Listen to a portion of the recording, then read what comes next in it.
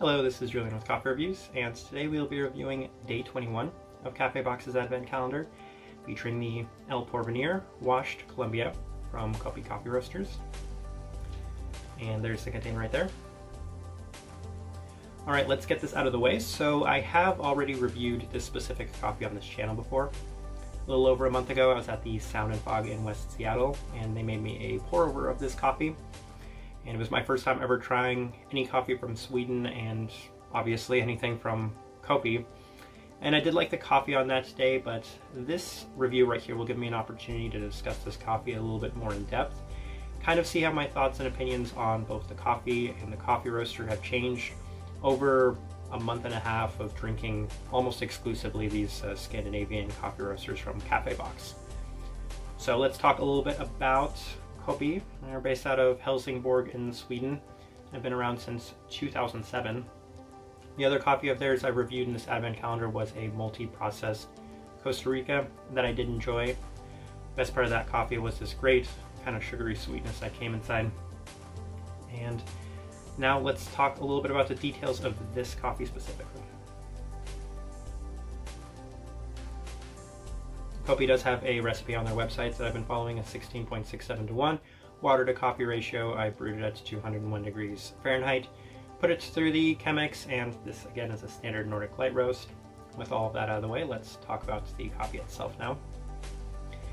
I had an interesting first impression because given I didn't know what I was drinking, when I poured it I thought maybe I was drinking a Kenya. The grounds, the bloom, the aroma of the coffee, it kind of had that red fruit scent aroma that comes from a lot of those Kenyan coffees. It was after I took that first sip I immediately knew, okay, I'm probably not drinking a Kenya, this is probably some sort of washed coffee. But I got some really nice florals again, and second sip, second impression, some really strong milk chocolate florals, a floral milk chocolate bar, and I'm thinking to myself, I might be drinking the exact same coffee I'd already tried from Koppi, and surely enough, it was the exact same coffee. I want to say remarkably consistent, drinking it a month apart, two different pour-over methods, two different people brewing the coffee. Remarkably consistent. This tastes pretty much identical to what I remember from when I was drinking it a month ago. Some other things I got was the kind of raspberry seeds, but the things that jump out the most at me is this, again, floral milk chocolate bar. They have listed on here the taste profile, a milk chocolate, tropical fruits, and sweet lingering finish.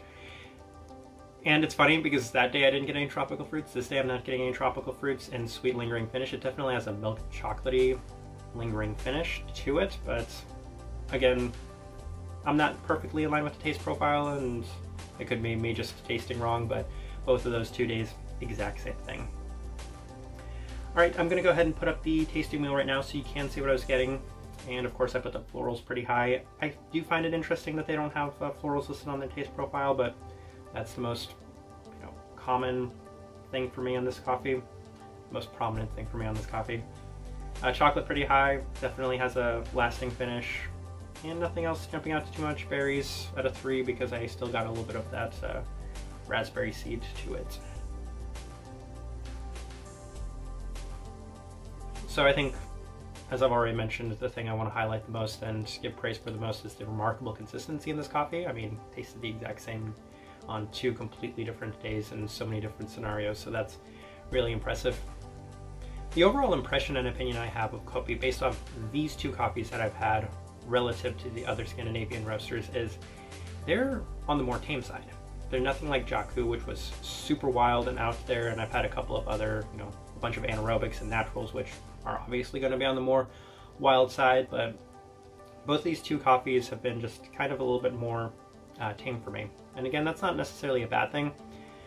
I think relative to the other roasters, Koppi's not on my higher end of favorites for this advent calendar. There are definitely coffee roasters I've enjoyed less than Koppi, but I think that first impression I got, kind of really enjoying what I had the first time and seeing what else they were offering, after a little bit more experience, Koppi is not going to be my favorite Swedish coffee roaster, and that's perfectly fine. I'm sure there are plenty of people's favorite coffee roaster, and that Costa Rica I did enjoy more than this Colombia, especially on a second try of this Colombia, neither of which directly my taste profile when it comes to coffees.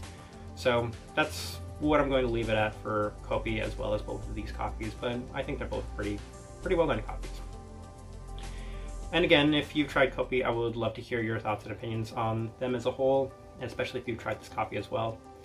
If you're enjoying the content, give this video a like and subscribe if you're not already subscribed.